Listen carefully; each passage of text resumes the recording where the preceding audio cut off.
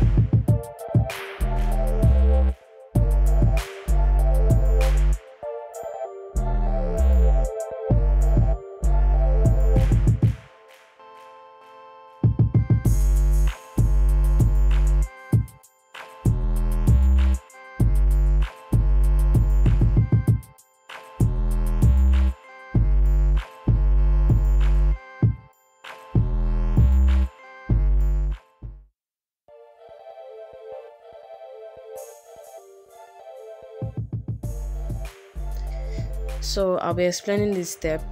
I'll be picking my got-to-be hair glue to attach the rhinestone to the hair. So what I'll be doing is I'll place a few pump on my palm. So I'll use the glue to mark each of the places that I want to place the rhinestones on, just like that. So the glue first, then the rhinestone on the glue.